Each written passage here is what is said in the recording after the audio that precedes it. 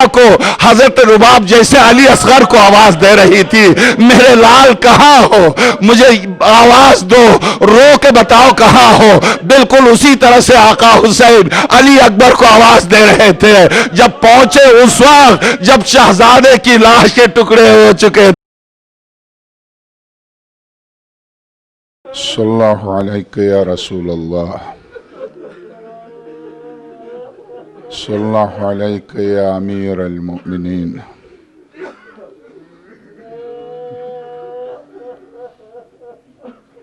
صلی اللہ علیہ یا فاطمۃ الزہراء،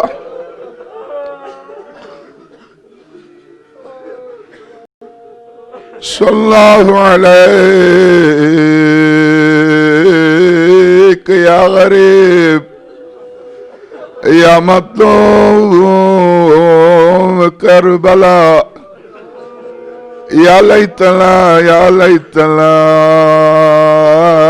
كنا معكم سيدي في الكربلاء فنفوز والله فوزا عظيما۔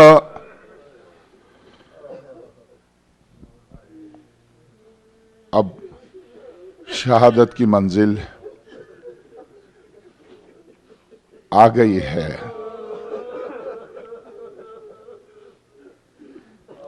اب شہزادیوں کی غربت کا وقت قریب آ رہا ہے۔ میں ظاہر ہے کہ یقیناً رات سے لے کر اب تک مسلسل آپ شہزادی کی بارگاہ میں تعزیت پیش کر رہے ہیں، بس اب تو 2-3 گھنٹے رہ گئے ہیں۔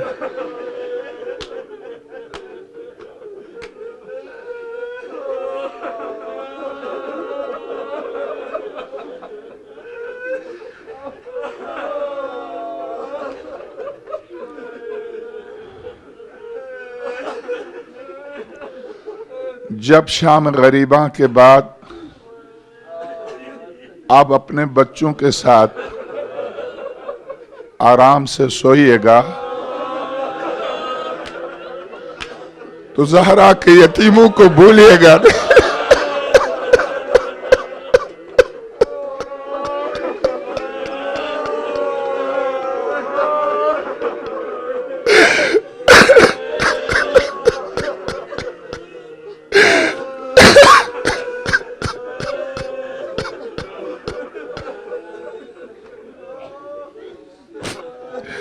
یا رسول اللہ،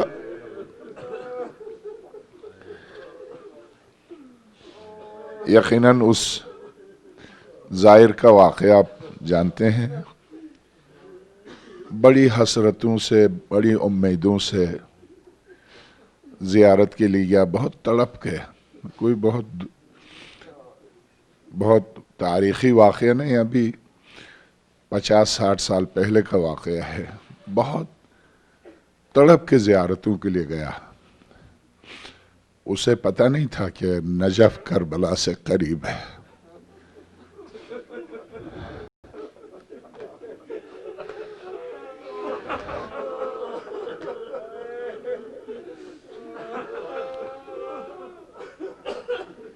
بغداد سے کربلا گیا،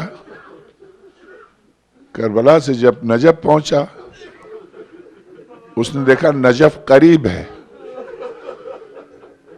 امیر المومنین کے دروازے پہ جا کے کھڑا ہو گیا، یا علی،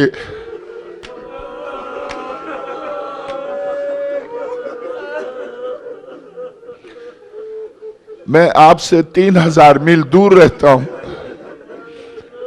میں نے جب بھی آپ کو آواز دی مدد کی، میرے آقا حسین اتنے قریب اور آپ نے مدد نہیں کی، میں زیارت نہیں کروں گا، یعنی خلوص سے میں زیارت نہیں کروں گا۔ آپ نے میرے آقا حسین کی مدد نہ کی، یہ واپس آقا حسین کی محبت میں مولا کائنات سے شکایت کر کے حرم میں نہیں گئے، واپس روتے ہوئے کاظمین آپ اتنے قریب ہوتے ہوئے میرے آقا حسین کی مدد نہ کی. کاظمین میں مسافر خانے میں رو رہے تھے، رات کا وقت تھا، دروازہ کھٹکھٹا. کون ہو؟ کس کی زیارت کے لیے آئے تھے؟ میں آقا حسین و امیر المومنین کی. تو آقا حسین کی زیارت کر کے تم امیر المومنین کی زیارت کیوں نہیں کی؟ اس لیے کہ آقا امیر المومنین میں 3-4 ہزار میل سے جب پکارتا ہوں، جب بھی میں نے پکارا میری مدد کی، میرے چھوٹے بچے پکارتے ہیں اور مدد کرتے ہیں، اور یہاں آقا حسین کی.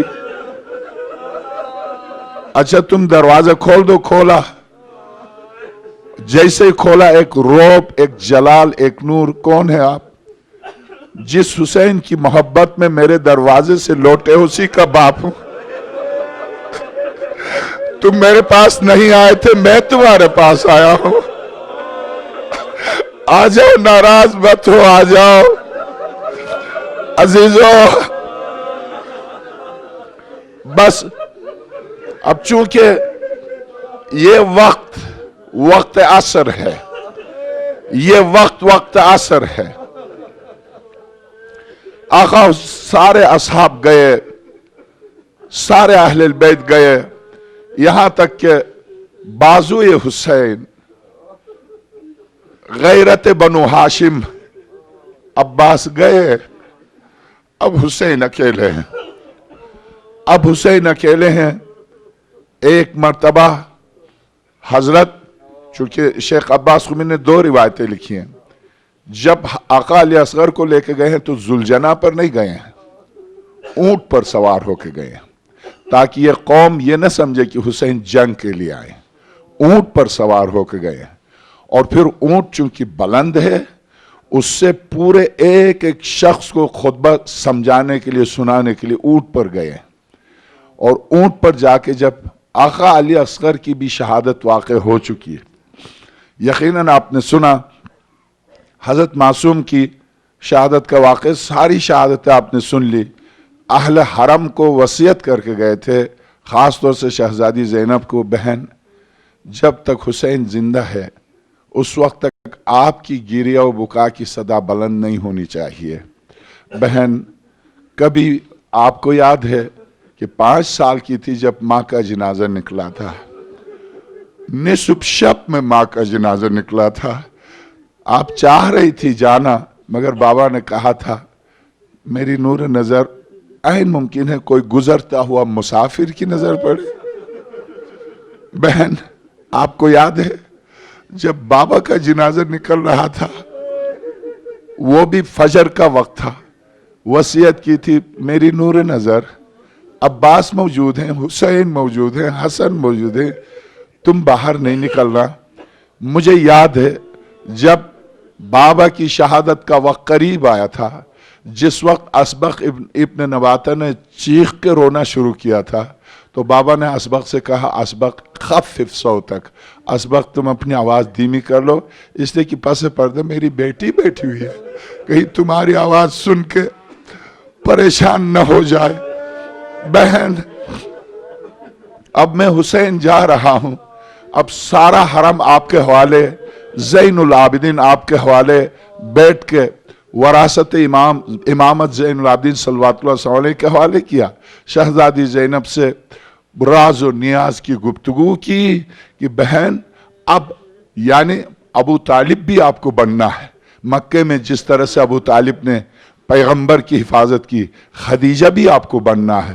بہن اب آپ کو پیغمبر کے لیے علی جس طرح سے تھے، اسی طرح سے زین العابدین کے لیے علی کی جگہ لینی ہے. بہن اب میں نہیں ہوں، اب میری جگہ پر زین العابدین، اور اب آپ کو عباس بننا ہے جیسے حسین کے لیے عباس تھے. واقعاً اب واقع کربلا کے بعد شہزادی ابو طالب بھی ہیں، علی بھی ہیں، خدیجہ بھی ہیں، اور زہرا بھی ہیں. اللہ اکبر! جس منزل پر خلیل خدا और जिस मंजिल पर इस्माइल जैसा पैगंबर ये कह दे बाबा अपने कपड़े समेटिए कहीं मेरे खून के कतरे आपके कपड़ों पर न गिरे, इसलिए कि मेरी माँ जब खून के कतरे देख लेंगी तो तड़प जाएंगी। उस मंजिल पर तमाम उलुल अज़्म अनबिया की उलुल अज़्मी ज़ैनब में सिमट आई है, शहजादी में सिमट आई है। किसका काम है कि 18 जवानों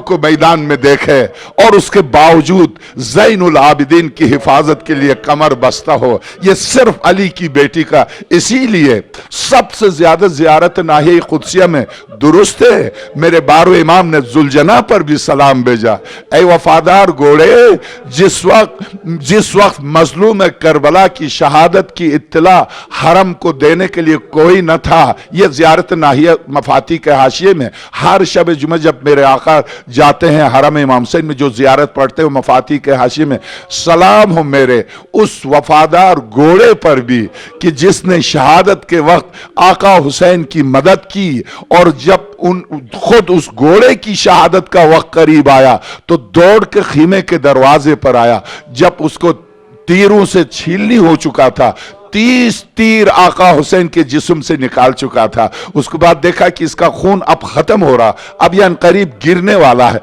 तो दौड़ के जुलजना खीमे के दरवाजे पर आया। और जब खीमे के दरवाजे पर आया तो इसने आवाज दी।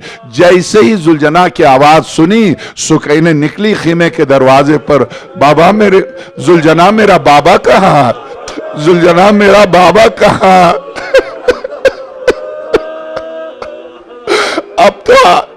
अब तो इंसान तो है नहीं। अल्लाहु अकबर, इस हैवान बेजबान से सुकैना की ये फरियाद सुनी नहीं गई।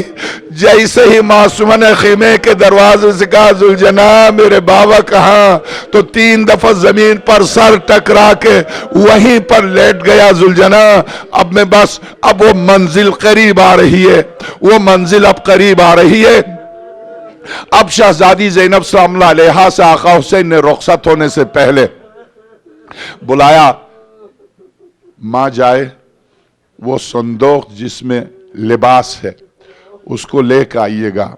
शहजादी वो जिसमें लिबास था आका हुसैन का लेके गई, एक एक करके कुर्ते निकाले, कहा मां जाए वो कुर्ता जिसे मेरी मां ने आज के लिए सिया था वो निकालिए। वो निकाला, और जब शहजादी ने निकाला तो देखा आका हुसैन अपने हाथ से उसको फाड़ रहे हैं। हुसैन जी बहन, ये कुर्ता आप पहनने के लिए निकाला या आप फाड़ने के लिए? बहन मैं इसलिए फाड़ रहा हूं कि अगर ये ताजा होगा तो मेरे जिस्म पर रहने नहीं देंगे, मैं इसको फाड़ के पहन लूं ताकि शायद उस लिहाज से भी मेरे जिस्म से ना उतारे। अपने हाथ से फाड़ा और उसके बाद पहना। जब पहन के चले हैं, अब 2 जुमले बस। अब्दुल्ला कोफी आखिरी शख्स था जो मदीना खत लेके गया था। कहता है मैं जब देखा कि हुसैन रवानगी की तैयारी कर रहे, मदीने से मक्के की तरफ रवानगी की तैयारी कर रहे, मैंने देखा बनु हाशिम के चांद जैसे चेहरे, नौजवाना ने बनु हाशिम खड़े हैं और उनके हल्के में चांद जैसे सितारों के बीच में चांद की तरह, ये उसके जुमले हैं।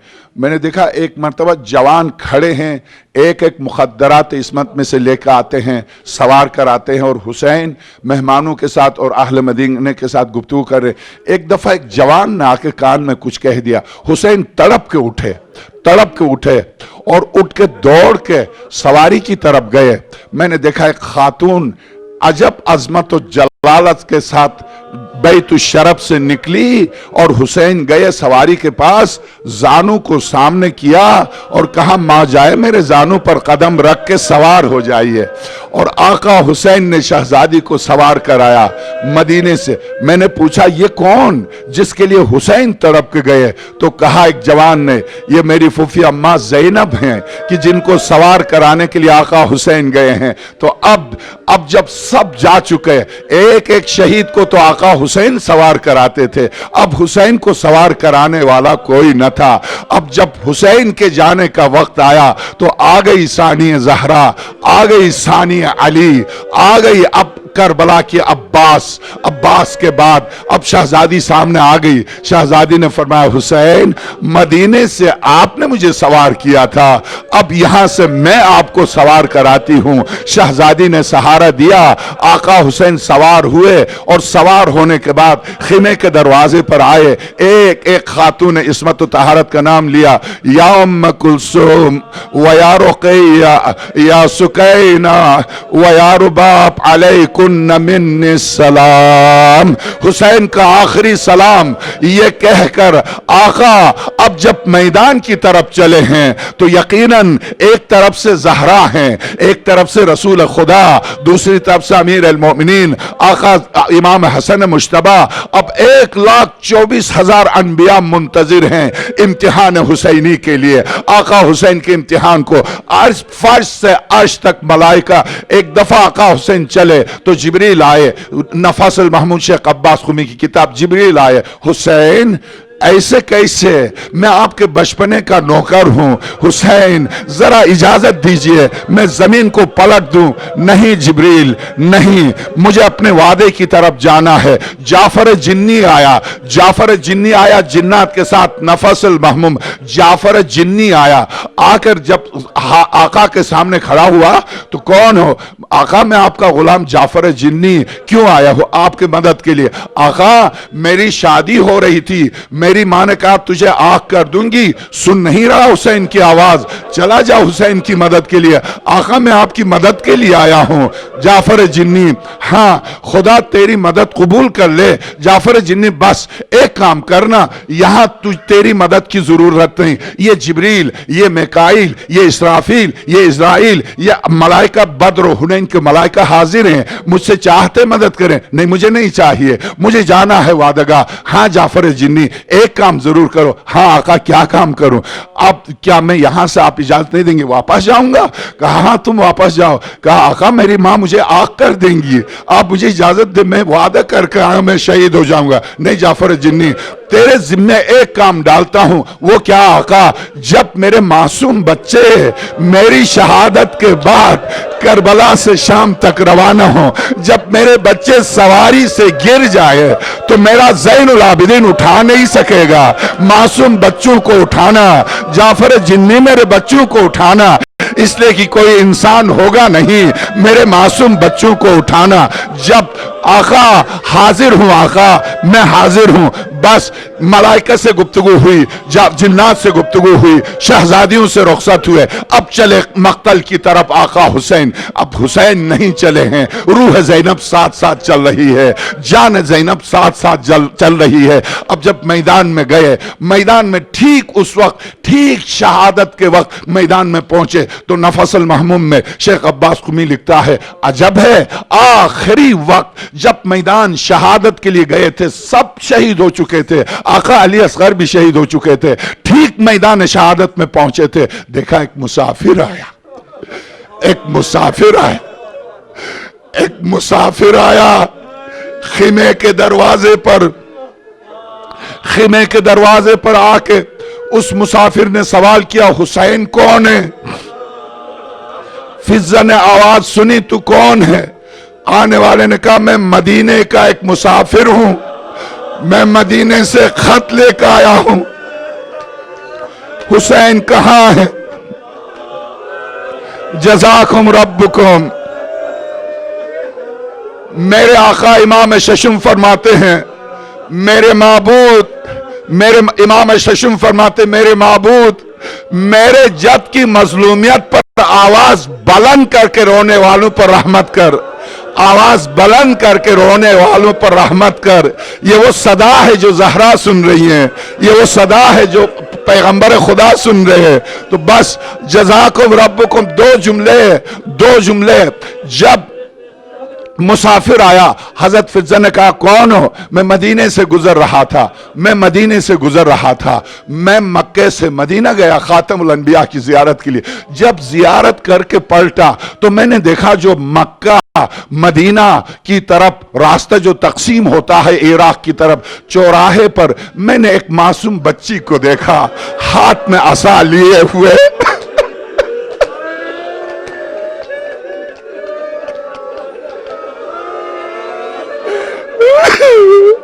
ہاتھ میں عصا لیے ہوئے کانپتی ہوئی جب میں قریب پہنچا کانپتی ہوئی کھڑی ہو گئی. اس معصومت سے کھڑی بھی نہیں ہو سکتی تھی, کھڑی ہو گئی ہاتھ میں عصا لیے ہوئے, دونوں ہاتھ جوڑے. مسافر تم کہاں جا رہے ہو؟ میں نے کہا کوفہ. تو کیا مجھ پر اتنا احسان کرو گے؟ میرا ایک خط ہے. کہا کس کے نام پر؟ میرے بابا حسین کے نام پر.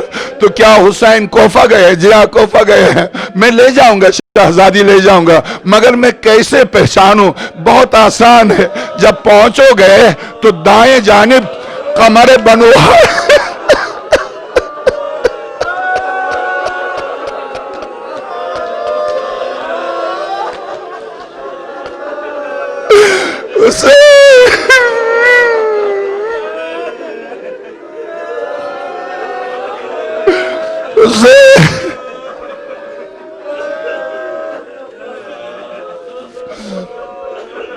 میرے بابا کے دائیں جانب قمر بنو ہاشم میرے چاچا عباس ہوں گے, اور بائیں جانب تو پیغمبر کو جانتا ہوگا, ہاں, بائیں جانب جب دیکھو گے ایک جوان ہوگا جس کو دیکھتے ہی پیغمبر خدا یاد آئیں گے. وہ میرے بھائی علی اکبر ہیں, میرے بھائی قاسم ہوں گے, میرے بھائی اور محمد ہوں گے, حلقے میں میرے آقا ہوں گے.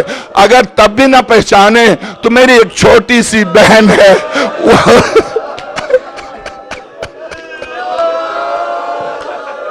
وہ میرے بابا کی گود میں ہوگی, گود میں لے کے بیٹھے ہوئے ہوں گے کرسی کے اوپر. یہ میرے بابا کی نشانی ہے. جب اس نے پوچھا تو فضہ نے کہا اے مسافر کیا یہی خط ہے؟ نہیں, اس خط کے علاوہ بھی اس معصومہ نے مجھ سے کچھ خواہش کی ہے. وہ کیا خواہش کی ہے؟ میں وہ خود حسین سے پوچھنا چاہتا ہوں. تو کہا وہ مسافر حسین سامنے ہے, وہ اکیلا حسین سامنے ہے. جب یہ میدان کی طرف چلا آقا حسین پلٹ آئے کہ یہ کون ہے. جب پلٹ آئے تو اس نے خط دیا. جب خط آقا نے پڑھا تو پہلا جملہ یہ تھا, بابا آپ سکینہ کو گود میں لے کے مجھے بھول گئے بابا.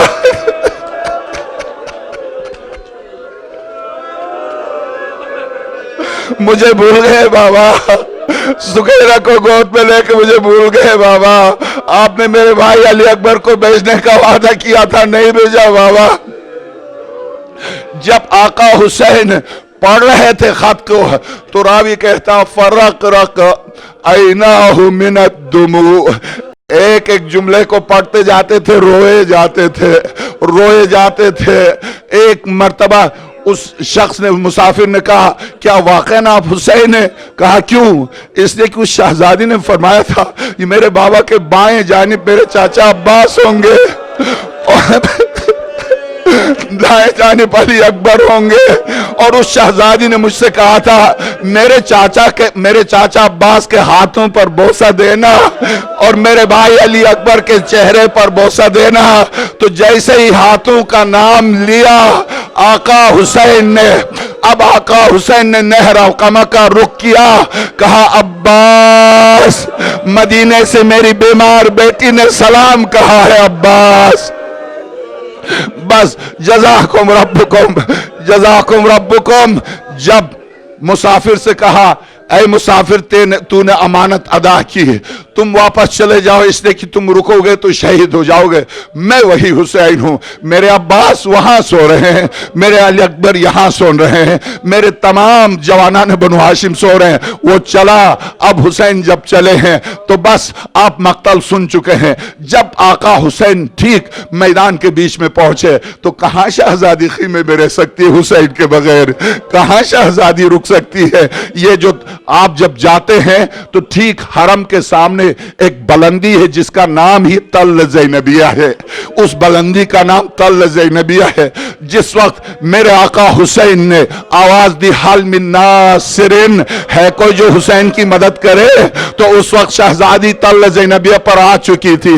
تل زینبیہ پر آ کر دیکھا مقتل میں زین ذوالجناح سے زمین کربلا پر اتر چکے ہیں. اب دیکھا کہ تیروں کے اوپر آقا کا آقا کا جسم بلند ہے، زمین پر نہیں ہے، تو ایک مرتبہ آواز دی، یا اپنے ساتھ شہزادی زینب کی آواز، یا اپنے ساتھ اتنظر الی الحسین وہو یقتل، اے اپنے ساتھ تو دیکھ رہا ہے حسین ذبح ہو رہا اور تو دیکھ رہا ہے.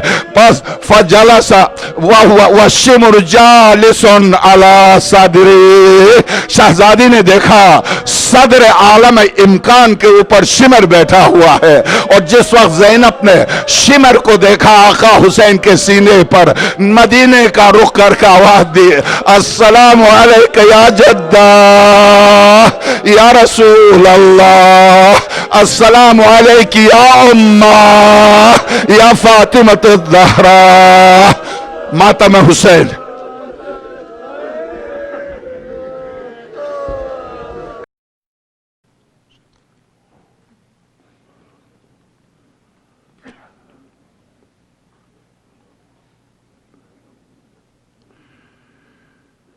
اعوذ باللہ من الشیطان اللعین الرجیم. بسم اللہ الرحمن الرحیم. الحمد للہ الذی علا فی توحدہ ودنا فی تفردہ وجل فی سلطانہ وعظم فی ارکانہ واحاط بکل شیء علما وهو فی مکانہ وقہر جمیع الخلق بقدرته وبرہانہ مجیدا لم یدل محمودا لا یزال بارئ المستوکان وداحی المدحوات وجبار الارضین والسماوات سبوح قدوس رب الملائکة والروح متفضل على جميع من يراه متطول على جميع من شاء يلفظ كل عين والعيون لا ترى كريم حليم ذو أطانات قد وسع كل شيء برحمته ومن عليهم بنعمته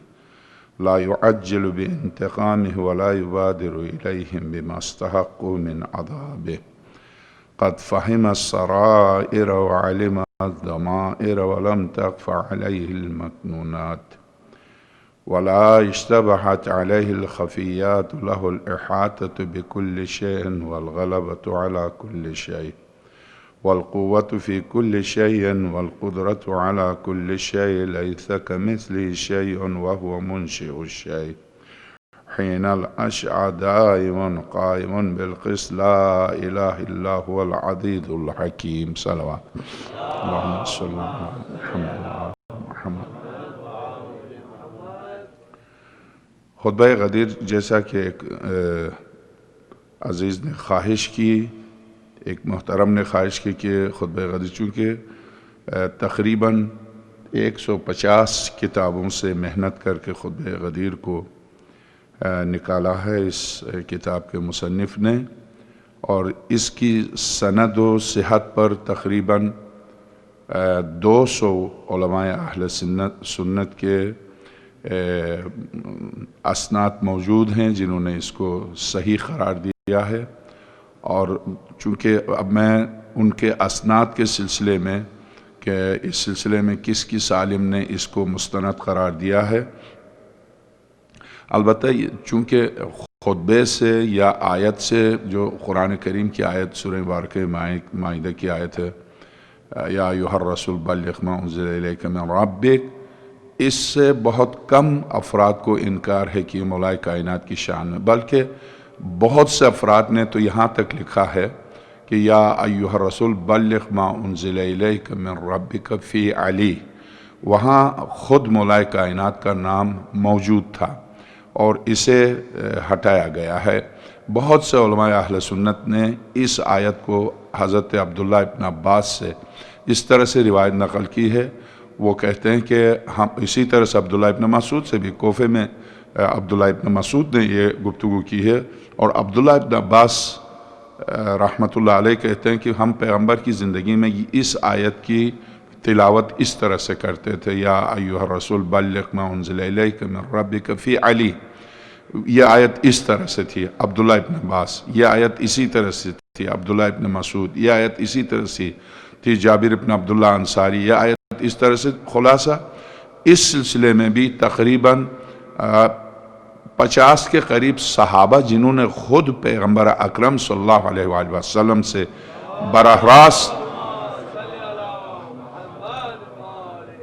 راست روایت نقل کی ہے، وہ اس بات پر متفق ہیں کہ یہاں مولا الموحدین کا نام موجود تھا، یا ایھا الرسول بلغ ما انزل الیک فی علی، یا بلغ ما انزل الیک من ربک فی علی، ربک کے بعد فی علی یا ربک سے پہلے فی علی موجود تھی۔ آیت میں یہ ٹکڑا تھا، اس کو ہٹا دیا گیا ہے۔ میں اس پر چونکہ کل کی گفتگو میں جو میری ان مجالس کی آخری گفتگو ہے، جیسا کہ ہمارے محترم زیدی صاحب نے فرمایا، اس میں عرض کروں گا کہ کیا اس کے معنی کی تحریف ہوئی ہے قرآن کریم میں، اس کے معنی کی کمی ہوئی ہے قرآن کریم میں، جبکہ مکتبہ اہل البیت کے سارے مفسرین اور یہاں تک کہ اب تو فقہا جیسے حضرت آیت اللہ خوئی اپنے زمانے کے علم عرض کروں آپ کی خدمت میں علم اصول میں فرد فرید مانے جاتے تھے، اور فقہ میں حضرت آیت اللہ محسن حکیم رضوان اللہ تعالیٰ علیہ، یعنی ایک طویل عرصے تک واقعاً آغا حکیم رضوان اللہ تعالیٰ علیہ فرد فرید تسلیم کیے جاتے تھے، چونکہ اسی زمانے میں آغا خمینی بھی نجف میں تھے، آغا خوئی بھی نجف میں تھے، آغا شاہرودی بھی نجف میں تھے، آغا خنصاری بھی نجف میں تھے، آیت اللہ گلپایگانی بھی قم میں تھے، اور آیت اللہ شریعت مدار بھی تھے۔ ان سب کے ہوتے ہوئے حکیم کی موجودگی میں ان کا نام نہیں آتا تھا۔ نجف میں کہتے تھے حکم الحکیم، حکیم نے حکم دیا ہے۔ عالم دوران تھے، اپنے زمانے کے متفق علیہ عالم دوران تھے فقہ میں۔ حضرت آیت اللہ سید ابو القاسم خوئی جب درس خارج کے لیے جاتے تھے تو بغل میں آغا حکیم کی کتاب مستمسک لے کے جاتے تھے، یہ حکیم کی عظمت ہے۔ تو ان تمام مجتہدین نے خاص طور سے آغا خوئی کی تفسیر ہے، البیان تفسیر کا مقدمہ ہے، اس میں پوری طرح آغا خوئی نے ثابت کیا ہے کہ مکتبہ اہل البیت قرآن کریم میں کمی بیشی کا اعتقاد نہیں رکھتا، یہ مکمل ہے۔ اور سب سے بڑی بات یہ کہ اسی منبر پر میں آپ کی خدمت میں عرض کر چکا ہوں، علائم ظہور پر جزیرہ خضرا پوری کتاب پڑھ کے سنایا آپ کو، اس کے آخر میں جس نے جا کر جزیرہ خضرا میں آقا امام زمانہ روح لہ الفدا کی اللہم صلی علی محمد وآل محمد کی بارگاہ میں پہنچے، اور 17 دن 18 دن آپ کے بیٹے کے بیٹے کے بیٹے چوتھی پشت سید شمس الدین کی خدمت میں رہے، اور ان سے براہ راست باقاعدہ 18 دن تک تعلیم حاصل کی۔ 18 دن تک جو تعلیم حاصل کی، جو اختلافی مسائل تھے وہ انہوں نے پوچھے، جیسے اذان و اقامت میں علی ولی اللہ ہے، جیسے عرض کرو آپ کی خدمت میں آقا امام زمانہ، خاص طور سے آقا امام زمانہ روح لہ الفدا کے ظہور سے متعلق کہ کب حضرت کا ظہور ہوگا، اور ملاقات کا اشتیاق کس طرح سے، کون کون لوگ کس طرح سے حضرت سے ملاقات کا شرف حاصل کرتے ہیں، اور ہم کیوں محروم ہیں۔ بہت سے لوگ محروم ہیں، بہت سے لوگ اپنے گھروں میں بھی حضرت سے ملاقات کر سکتے ہیں، بہت سے لوگ حضرت کی محبت و عشق میں نکلتے ہیں، صحراؤں میں بھی نہیں ملتے، اس کی وجہ کیا ہے؟ یہ تمام سوالات جو انہوں نے کیے ہیں اور اس کا پوری تفصیل سے جواب ان کو ملا ہے۔ ان سوالات میں سے ایک اہم ترین سوال یہ تھا کہ آقا کیا یہ قرآن جو اس وقت ہمارے پاس موجود ہے، ہم یہ عقیدہ رکھتے ہیں کہ آقا امام زمانہ ارواحنا لہ الفدا جب تشریف لائیں گے تو قرآن لے کے آئیں گے، تو کیا وہ قرآن اور اس قرآن میں کوئی فرق ہے؟ کیا یہ قرآن اس میں کوئی کمی ہے؟ تو سید شمس الدین جو خود امام زمانہ روح لہ الفدا کے نائب کی حیثیت سے جزیرہ خضرا میں ان کے بیٹے کے بیٹے کے بیٹے چوتھی پشت کے وہ وہاں نماز پڑھاتے ہیں، وہ ان کے قائم مقام ہیں، اور ہر ہفتے ان کے پاس خود حضرت سے دستخط کیے ہوئے احکام آتے ہیں۔ تو ان سے جب دریافت کیا تو آج سید شمس الدین نے فرمایا نہیں، یہ قرآن مکمل ہے، اس میں کوئی نقص نہیں ہے، اس میں کوئی کمی نہیں ہے۔ مولا کائنات نے جو قرآن، یہ قرآن بھی مولا کائنات کا جمع کیا ہوا، جسے سورہ بقرہ کی 10 آیتیں یاد نہ ہو وہ کیا قرآن جمع کرتا ہے؟ قرآن امیر المومنین ہی کا لکھا ہوا، وہ جو آقا امام زمانہ روحی لہ الفدا جو لے کے آئیں گے وہ صرف قرآن ہی نہیں، وہ تفسیر بھی ہے ساتھ ساتھ، یعنی کس کی شان میں آیت اتری ہے، مذمت ہے تو کس کی، تعریف ہے تو کس کی، چونکہ اس قرآن میں سوائے ابو لہب کے کسی کا نام نہیں آیا مذمت میں، کیا صرف ابو لہب رہ گیا تھا بیچارہ، اسی کا نام لیا؟ ابو لہب نے تو مکے سے لے کے مرنے تک، جنگ بدر اولا کے بعد وہ واصل جہنم ہوا۔ ابو سفیان جو ابتدائے اعلان نبوت سے لے کر آج تک ابو سفیان کی نسل جو در بدر کر رہی ہے، ابو لہب ایک شخص تھا، مر گیا، اس کی نسل نہیں ہے۔ اب اس کی نسل کس دین اور مسلک و مکتب اہل البیت کے لیے کوئی پریشانی، آپ نے نہیں سنا ہوگا کہ ابو لہب کے بیٹے نے، ابو لہب کی اولاد نے یہ کیا۔ ابو سفیان آج بھی سفیانی ہیں، آج بھی جو طالبان کے نام سے آپ دیکھیے، ابو لہب کے نام سے کوئی نعرہ نہیں لگتا، نعرہ اگر لگتا ہے یزید کے نام سے لگتا ہے، نعرہ لگتا ہے معاویہ کے نام سے لگتا ہے۔ ابو لہب مر گیا، پھر بھی اس کے نام سے پوری سورہ قرآن میں موجود ہے، تبت یدا ابی لہب۔ ابو سفیان کے نام سے کیوں نہیں ہے؟ کیا اس کا نام نہیں تھا؟ کیا ہٹا دیا گیا ہے؟ معاویہ جیسا شخص جس نے پیغمبر خدا کو ستایا، اور پھر کیا ان کے نام نہیں تھے؟ کیا ان کے مقابلے میں ابو لہب اتنا بڑا دشمن تھا کہ اس کے نام سے پوری سورہ آ گئی؟ یہ سارے سوالات ہیں، ان سوالات کا جواب آپ کل سن لیجئے گا، میں آپ کی خدمت میں اس کا پورا جواب آپ کی خدمت میں پیش کروں گا۔ چونکہ اس خطبے کو پیش کرنے سے پہلے میں نے عرض کیا کہ 200 سے زیادہ علماء اہل سنت اس خطبے کے ایک ایک لفظ کی صحت و سند پر متفق ہیں، مگر اس کے باوجود میں اس خطبے کو شروع کرنے سے پہلے آپ کو حیرت ہوگی، یقیناً آپ جانتے ہیں کہ 18 ذی الحج کو یہ خطبہ دیا سرور کائنات نے، 18 ذی الحج کا خطبہ۔ 4 دن ہیں جن کو قرآن کریم نے ایام اللہ کہا، 4 دن ہیں جن کو ایام اللہ کہا، اگرچہ ہر دن خدا کا دن ہے، مگر خاص طور سے 4 دن ایسے ہیں جن کو قرآن کریم نے ایام اللہ کہا، خدا کے دن۔ وہ کون سے دن ہیں؟ 17 ربیع الاول سرور کائنات اور امام صادق سلام اللہ علیہ کی ولادت باسعادت کا دن ہے، اور 18 ذی الحج ہے تکمیل دین و تکمیل قرآن و تکمیل آئین الہی اور اعلان ولایت کا دن ہے۔ 18 ذی الحج کے سلسلے میں سیرت حلبیہ نے 18 ذی الحج کے سلسلے میں لکھا۔ اب میں جو ابھی عرض کر رہا تھا 18 ذی الحج کے سلسلے میں پوری طرح لکھا۔ حق تبلیغ اور اعتراف صحابہ نے عرض کیا، ہم گواہی دیتے ہیں کہ آپ پیغمبر اکرم نے اس خطبے سے پہلے ایک تنکا ہاتھ میں لیا اور اس تنکے کو لوگوں کی طرف دکھا کے کہا، مسلمانوں یہ بتاؤ اس تنکے سے متعلق بھی جو احکام تھے کیا میں نے تم تک پہنچائے؟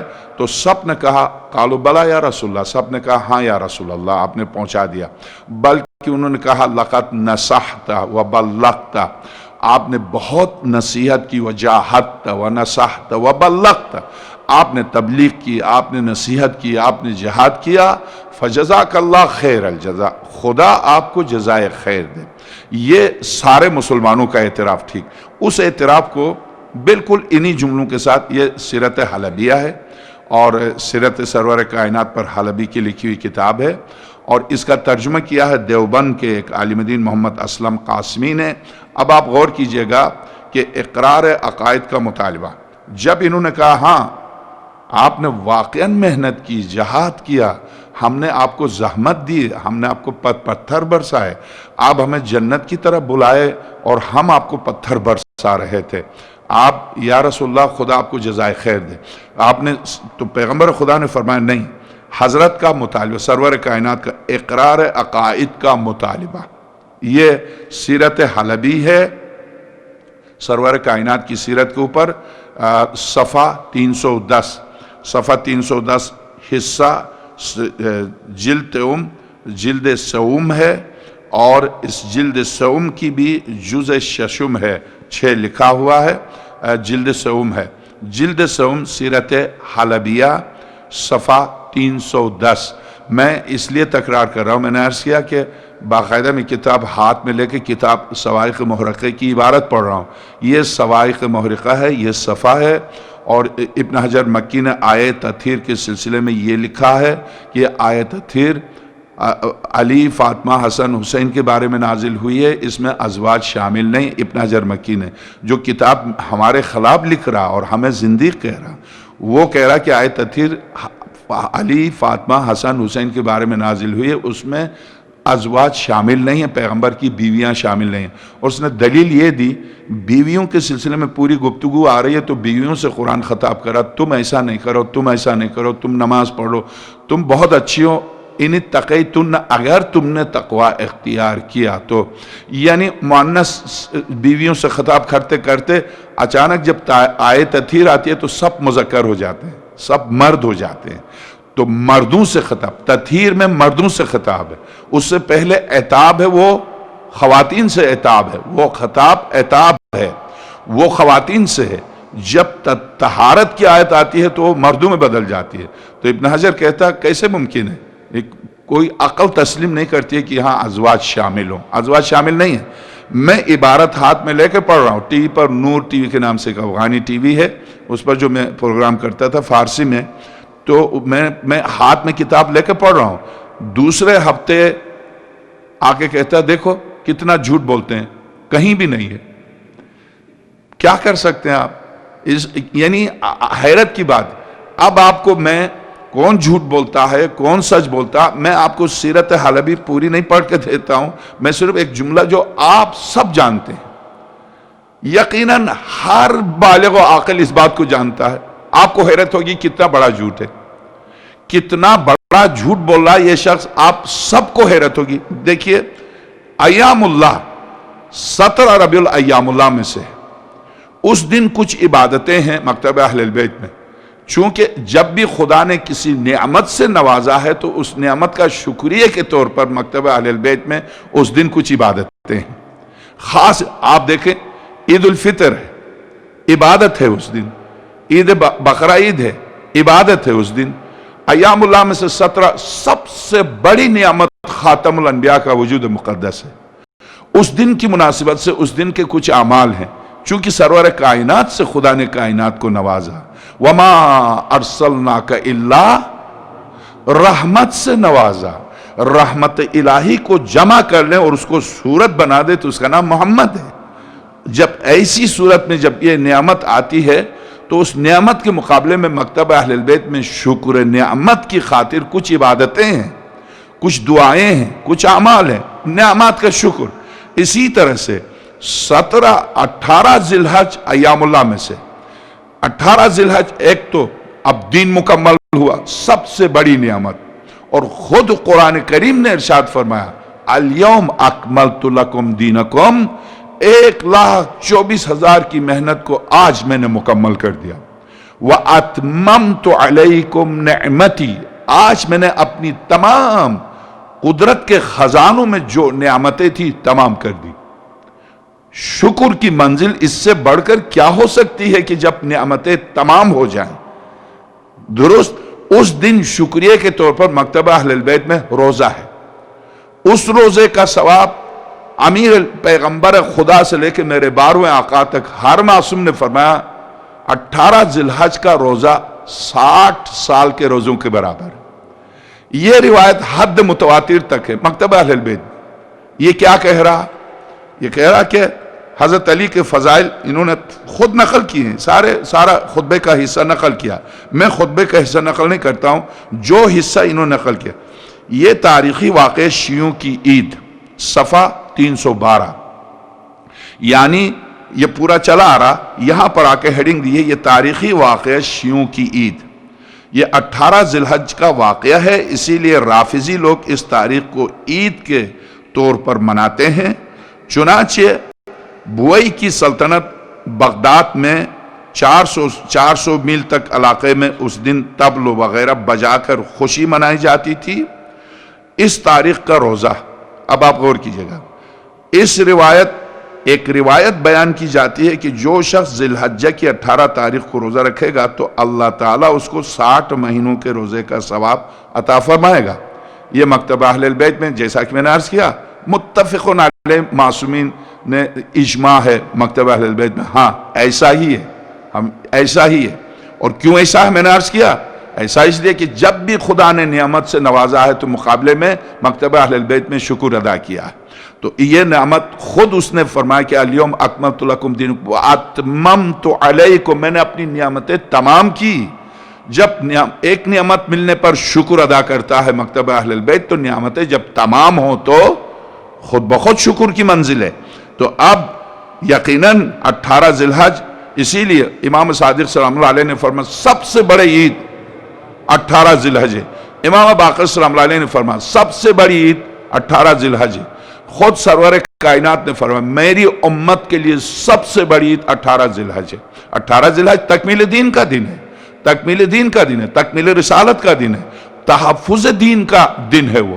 تو اب درست چنانچہ صحیح حدیث سے یہ ثابت ہے کہ ماہ رمضان کے روزے یہ آپ چنانچہ صحیح حدیث سے یہ ثابت ہے کہ ماہ رمضان کے روزے 10 مہینے کے روزے کے برابر ہیں.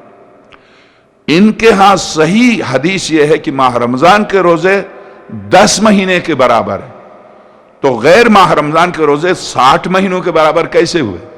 یہ کہہ رہے ہیں چنانچہ صحیح حدیث سے یہ ثابت ہے کہ ماہ رمضان کے روزے 10 مہینے کے روزوں کے برابر ہیں. لہٰذا یہ کیسے ممکن ہے کہ اس کے علاوہ کسی ایک دن کے روزے 60 مہینے روزوں کے برابر ہوں؟ یہ حدیث بالکل باطل ہے. یہاں تک کہ ان بعض علماء کا حوالہ جو قابل غور ہے، شیعوں کے دلائل کا رد، شیعوں اور رافضیوں نے اپنے حق میں جو گزشتہ روایت پیش کی ہیں ان کو میں نے اپنی کتاب مسمى قول المطاع فی الرد علی اہل الابداع میں بہت تفصیل کے ساتھ رد کیا ہے. میں نے اس کتاب میں علامہ ابن حجر ہیشمی کے حوالے بھی دیے ہیں اور بیان کیا کہ شیعوں کا اس سلسلے میں مختلف دلیلوں سے رد ہوتا ہے. خبر واحد حجت نہیں. اب چونکہ وہ خبر واحد کہہ رہے ہیں یعنی 500 صحابہ گواہی دے رہے ہیں، آپ کہہ رہے ہیں خبر واحد. ہاتھ نماز باندھنے کے لیے 2 راوی نہیں ہیں، آپ کہہ رہے ہیں تواتر. سبحان اللہ. وضو کے لیے 1000 سے زیادہ افراد ہیں. جب بصرے میں امیر المومنین نماز پڑھائی سب نے کہا پیغمبر کی وفات کے بعد پہلی بار پیغمبر والی نماز پڑھی. 1000 صحابہ ہیں، آپ کہہ رہے ہیں خبر واحد ہے. جب ابو ہریرہ سے روایت آتی ہے تو آپ کہہ رہے ہیں اجماع ہے. یعنی اجماع ابو ہریرہ کا نام ہے، اجماع المومنین کا نام ہے. اجماع کس چیز کا نام ہے؟ اب آپ یہاں بس میں خیر اجماع خبر واحد نہیں، میں نے بالکل آپ سے منبر سے عرض کیا تھا ایک طالب علم کی حیثیت سے، آپ سب کہیں گے کتنا جھوٹ. کیا کہا انہوں نے؟ چنانچہ صحیح حدیث سے یہ ثابت ہے کہ ماہ رمضان کے روزے 10 مہینے کے روزوں کے برابر. ٹھیک، یعنی مکتبہ اہل سنت میں ماہ رمضان کے روز ایک روزہ 10 مہینوں کے روزے کے، ماہ رمضان کے روزے 10 مہینے، ایک روزہ 10 مہینوں کے روزے کے. یہی کہہ رہا نا، میں کوئی غلط تو نہیں سمجھاؤں، آپ بھی یہی سمجھ رہے ہیں. جب چنانچہ صحیح حدیث سے یہ ثابت ہے کہ ماہ رمضان کے روزے 10 مہینے کے روزوں کے برابر ہیں، لہٰذا یہ کیسے ممکن ہے کہ اس کے علاوہ کسی ایک دن کے روزے 60 مہینوں کے روزے کے برابر ہوں؟ جبکہ ماہ مبارک سب سے افضل ترین میں، اس میں کوئی شک نہیں ہے. شہر رمضان انزل فیہ القرآن ہدی للناس وبینات من الہدی والفرقان. درست ہے ماہ مبارک کی فضیلت کو کوئی مہینہ نہیں پہنچتا، اس میں کوئی شک نہیں ہے، کوئی شبہ نہیں. مگر سوال یہ ہے کہ ماہ مبارک کا ایک روزہ غیر ماہ مبارک کے 10 مہینوں کے روزے کے برابر. یہ کتنی جھوٹی روایت ہے جو قرآن کے منافی ہے. آپ سورہ انا انزلنا کی جس کو تلاوت ہو تلاوت کر لیں. انا انزلناہ فی لیلۃ القدر وما ادراک ما لیلۃ القدر. لیلۃ القدر تو قدر کا ایک روزہ 1000 روزوں سے بہتر ہے. صریح قرآن. قدر کا روزہ 1000 مہینوں سے، آپ 10 مہینے کہہ رہے ہیں، آپ 10 مہینے کہہ رہے ہیں. اسی سے اندازہ کیجئے کہ مکتبہ اہل البیت کے مقابلے کے لیے کس قدر جھوٹ بھرا ہوا. یعنی آپ اتنے اندھے ہو گئے کہ قرآن کو پیچھے چھوڑ رہے ہیں. آپ اتنے اسی لیے کیا کہا سورہ بنی اسرائیل نے؟ بس اب آپ سمجھ لیجئے قرآن نے کیا کہا. قرآن کریم نے ارشاد فرمایا یوم ندعو کل اناس بامامہم فمن اوتی کتابہ بیمینہ. ہم قیامت کے دن ہر شخص کو امام کے ساتھ بلائیں گے.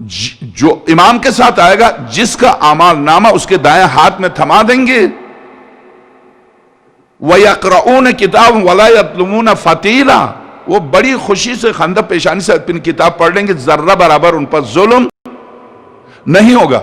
اس کے بلا فاصلہ عجیب تعبیر ہے، وہ تعبیر اسی لیے کہ صریح قرآن کی آیات کے خلاف اتنے اندھے ہو گئے ہیں آپ۔ قرآن کریم کہہ رہا لیلۃ القدر خیر من الف شہر، قدر کا دن اور قدر کی رات 1000 مہینوں سے افضل ہے۔ کس اعتبار سے افضل ہے؟ قدر کا ایک روزہ 1000 مہینوں کے روزوں سے افضل ہے۔ آپ کہہ رہے ہیں کہ ماہ رمضان میں تو ہر روزہ جو ہے وہ 10 مہینے کے روزوں کے برابر، قرآن کہہ رہا آپ کے مقابلے میں نہیں، 1000 مہینوں کے، تو آپ کس کو جھٹلا رہے ہیں؟ یعنی مکتبہ اہل البیت کی دشمنی میں صریح قرآن کی آیت کو آپ جھٹلا رہے ہیں، صریح قرآن کی آیت کو جھٹلا رہے ہیں۔ قرآن اگر پیغمبر کو کہے پاک و پاکیزہ ہے، قرآن اگر سرور کائنات کے بارے میں کہہ دیں، یعنی سرور کائنات کی عظمت و جلالت کے بعد قرآن صاف طور سے کہہ دے سَنُقْرِئُكَ فَلَا تَنْسَىٰ سَبِّحْ اسْمَ رَبِّكَ الْأَعْلَىٰ الَّذِي خَلَقَ فَسَوَّىٰ وَالَّذِي قَدَّرَ فَهَدَىٰ وَالَّذِي أَخْرَجَ الْمَرْعَىٰ فَجَعَلَهُ غُثَاءً أَحْوَىٰ سَنُقْرِئُكَ فَلَا تَنْسَىٰ۔ یہ قرآن اس طرح سے پڑھ دیں گے آپ بھولیں گے نہیں، قرآن کہہ رہا آپ بھولیں گے نہیں۔ آپ ٹھیک قرآن کے مقابلے پر آ کے کہتے ہیں بھول جاتے تھے، بھول جاتے تھے۔ قرآن کہہ رہا سورہ، یہ ساری صورتیں مکی ہیں۔ قرآن سورہ نجم، قرآن کہہ رہا وَمَا يَنْطِقُ عَنِ الْهَوَىٰ إِنْ هُوَ إِلَّا وَحْيٌ يُوحَىٰ، پیغمبر اپنی مرضی سے گفتگو ہی نہیں کرتے۔ آپ کہہ رہے ساری گفتگو اپنی مرضی سے ہوتی تھی، قرآن سے نہیں۔ قرآن کہہ رہا علمہ شدید القوا، یہ وہ پیغمبر ہے جسے خود شدید القوا نے پڑھا ہے۔ آپ کہہ رہے ہیں وہ پڑھے لکھے ہی نہیں تھے، وہ ان پڑھ تھے۔ آپ کو اہل البیت کی دشمنی نے قرآن کے مقابلے پر کھڑا کر دیا ہے، بالکل قرآن کے مقابلے پر آپ کھڑے ہیں۔ جب آپ کو اتنی دشمنی ہے تو پھر یہ سارا خطبہ، یہ سارے فضائل کیوں بیان کیے؟ مجبور ہیں، چونکہ ظاہر ہے جب خاتم الانبیاء نے 1 لاکھ کے مجمع سے بیان کیا تو کس کس کو چھپا لیں گے؟ زور حکومت سے مدینے پر تو پابندی لگا دی کہ جس نے کوئی بھی حدیث بیان کی اس کی زبان کھینچ دیں گے۔ یہ تو کر دیا، یہ تو کر دیا کہ جس نے روایتوں کو لکھا تھا ان سے منگوا کے جلا دیا، یہ تو کر دیا۔ مگر جو وہاں، چونکہ اس دن تو پورے ساری کائنات کو خاتم الانبیاء نے بلایا تھا، صرف مدینے میں تھوڑی تھے۔ 1 لاکھ کی آبادی کہاں تھی مدینے میں؟ 10,000 سے زیادہ آبادی تو تھی نہیں۔ تو اب وہاں تو سارے مسلمان تھے، جہاں تک جزیرت العرب میں جہاں تک اسلام گیا تھا وہ سب پہنچ، چونکہ پیغمبر خدا نے فرمایا تھا۔ اب میں عرض کروں گا، اس میں سرور کائنات نے خاص طور سے اس غدیر کی خاطر جو حج نہیں جا سکتے تھے ان تک کو بلایا تھا۔ یہ سیرت حلبی، جو یعنی جو معذور ہے، نہیں چل سکتا، فرمایا نہیں وہ آ جائے، وہ آ جائے۔ جو مستطیع نہیں ہے، جس کے پاس مال نہیں ہے، فرمایا نہیں قرض لے کے بھی آ جائے، جبکہ قرض لے کے حج نہیں ہوتا۔ تو اس کا مطلب حج کے لیے نہیں تھا، اس اتمام حجت کے لیے تھا، اس تبلیغ رسالت کے لیے تھا، اس آخری پیغام الہی کے لیے تھا۔ ورنہ جن پر شرعاً حج واجب نہیں ہے کیوں بلائیں گے خاتم الانبیاء صلی اللہ علیہ وآلہ وسلم؟ صرف چونکہ میں جا رہا ہوں، میرے نقش قدم پر تمہیں چلنا ہے۔ اس سال تم کو ضعیف ہو، کمزور ہو، مریض ہو، تندرست ہو، سن رسیدہ ہو، جوان ہو، بڈھے ہو، سب آ جائیں۔ اور سرور کائنات کا ارشاد فَلْيُبَلِّغِ الْحَاضِرَ الْغَائِبَ، میں یہ خطبہ دے رہا ہوں، جو حاضر ہے وہ غائب تک پہنچا دے۔ تو اب وہاں جتنے سنیں، مدینے میں آپ انقلاب برپا کر کے آپ حق علی کو غصب کر لیں، مگر جو وہاں نہیں تھے ان کو کیا کریں گے؟ آپ ان کی زبانوں کو کیسے کاٹ دیں گے؟ اب ایک تو یہ مسئلہ، دوسرا مسئلہ اب آپ غور کیجئے، ایک واقعے کو میں آپ کی خدمت میں عرض کرتا ہوں، ایک صلوات بھیجیے گا۔ یہ سیرت حلبی صریح قرآن کی آیت کے خلاف، لیلۃ القدر خیر من الف شہر، ایک رات کی عبادت، رات سے مراد صرف رات میں نزول کی وجہ سے، ورنہ کوئی بھی اہل سنت کی تفسیر اٹھا کے دیکھیے، شیعہ کی تفسیر اٹھا کے دیکھیے، قدر کا دن اور قدر کی رات دونوں شامل ہیں۔ تو قدر کی رات اور دن کا ایک اس ایک دن اور رات کا عمل 1000 مہینوں کے سری آیت ہے لیلۃ القدر خیر من الف، الف کے معنی 1000 الف۔ تو آپ جب مقابلے پر آئے ہی ہیں قرآن کے، آپ جب مقابلے پر آ ہی گئے ہیں تو پھر چھپا لیجئے اس کو۔ دیکھیے حرث کی گرانی اور دعائے عذاب، اب آپ غور کیجئے، یہ بات آپ نے آ حضرت کو غصہ، جبکہ آ حضرت کو کبھی غصہ نہیں آتا تھا، آ حضرت کو غصہ، اس پر فضیلت علی پر حرث کی حجت و بحث، اے محمد، اس نے آ کے انتہائی غصے سے سرور کائنات کا نام بھی احترام سے نہیں لیا، کم سے کم نصارہ نجران بھی اگر بارگاہ رسالت میں آئے تھے تو کنیت سے پکارتے ہیں ابو القاسم، ظاہر ہے وہ پیغمبر کو مانتے تھوڑی ہیں، مگر کنیت سے، انسانیت ایک الگ چیز ہے۔ مذہب، اگر آپ میرا مذہب نہیں مانتے یا میں آپ کے عقیدے کو نہیں مانتا ہوں تو انسانیت تو قدر مشترک ہے، آپ گفتگو میں آداب کو ملحوظ رکھیں، انسانی حقوق کو ملحوظ نظر رکھیں۔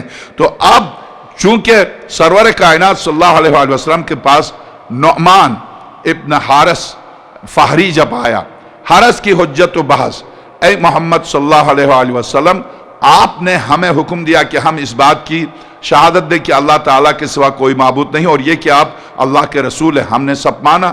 آپ نے ہمیں یہ کہا کہ پھر آپ ہمیں یہ حکم دیا کہ ہم رات دن میں 5 نمازیں پڑھیں، رمضان کے مہینے کا روزے رکھیں، اپنے مال کی زکوٰۃ دیں، بیت المال کا حج کریں۔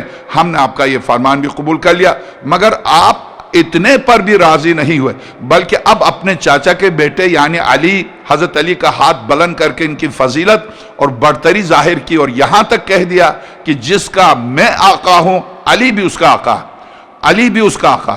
اب بتائیے کہ کیا آیا یہ بات اللہ تعالیٰ کی طرف سے آیا ہوا حکم ہے یا خود آپ نے اپنی طرف سے فرمایا؟ حضرت کو غصہ، اس پر رسول اللہ صلی اللہ علیہ وآلہ وسلم کی آنکھیں سرخ ہو گئی، اور آپ نے ارشاد فرمایا، قسم ہے اس ذات کی جس کے سوا کوئی معبود نہیں، یہ حکم اللہ تعالیٰ کی طرف سے ہے، میں نے اپنی طرف سے نہیں کہا۔ حرث کی گرانی اور دعائے عذاب، یہ بات آپ نے صلی اللہ علیہ وآلہ وسلم نے 3 مرتبہ فرمائی۔ اس پر حرث ابن نعمان کہتے ہوئے کھڑے ہو گئے، اے اللہ، اگر تیری جانب سے یہی بات حق ہے، اور ایک روایت کے الفاظ یوں ہیں کہ اے اللہ، محمد صلی اللہ علیہ وآلہ وسلم جو کچھ کہہ رہے ہیں اگر وہی حق ہے تو ہم پر آسمان سے پتھر برسا یا ہمیں خوفناک عذاب دے۔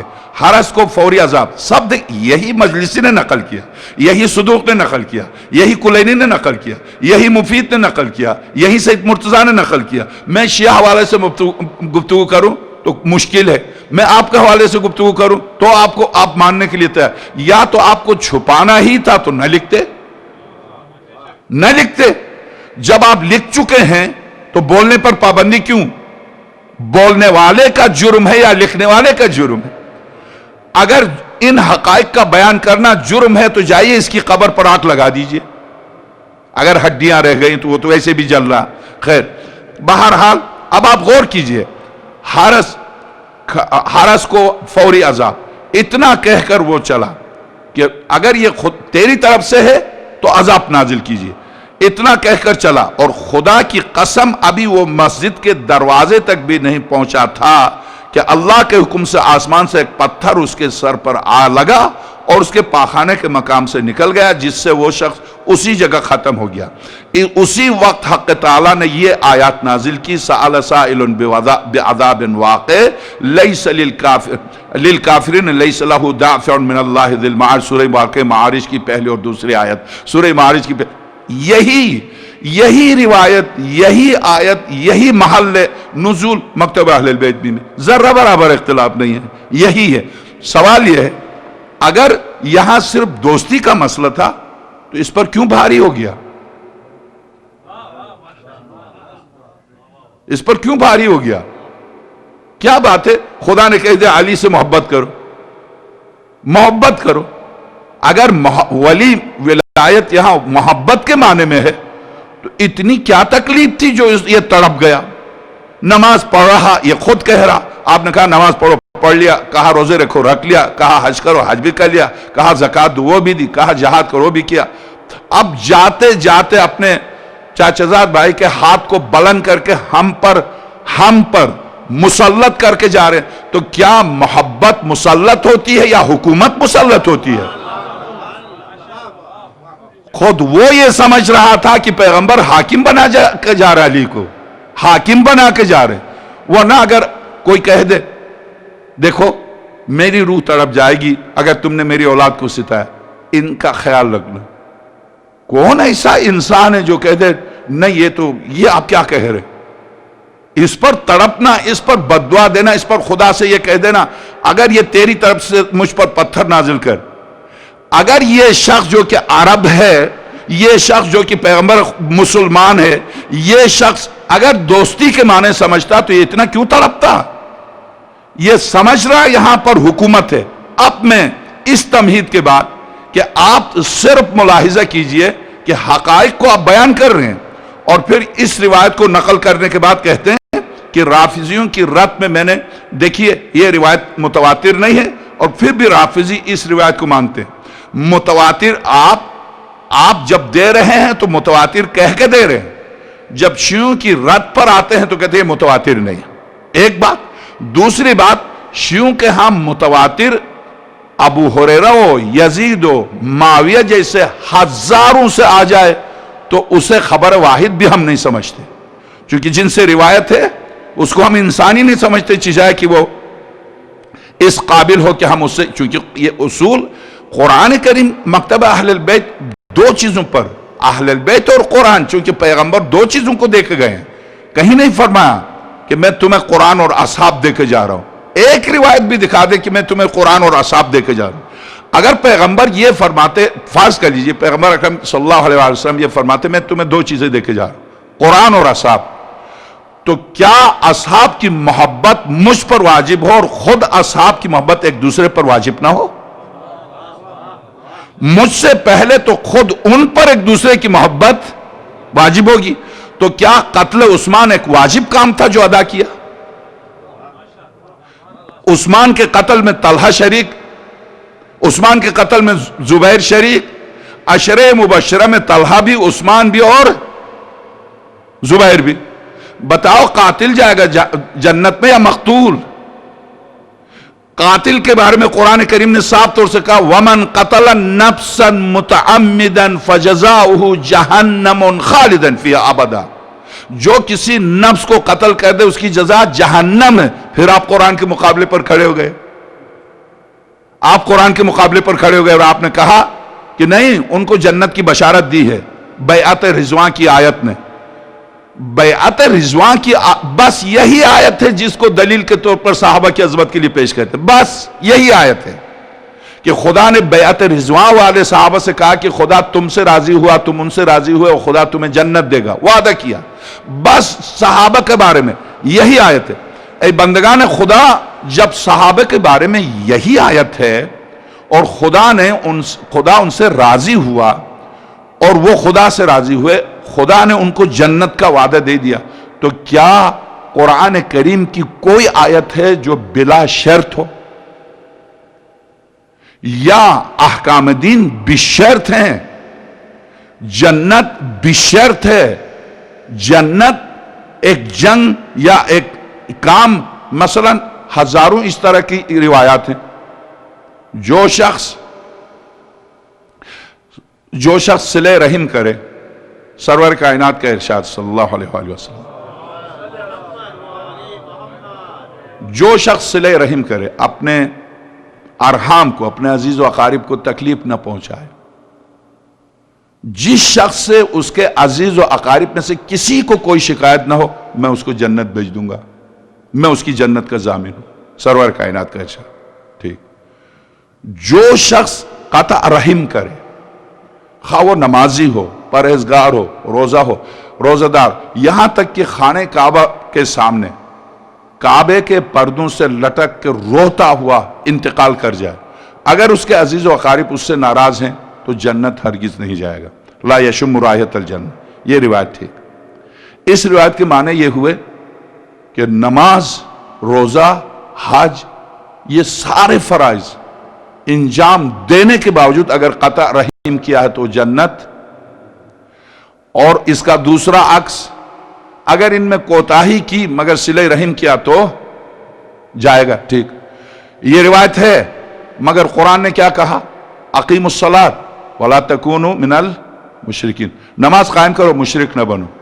ترک نماز کے بعد ہزاروں دفعہ صلہ رحم کرے وہ مشرک ہوا، جنت کیسے جائے گا؟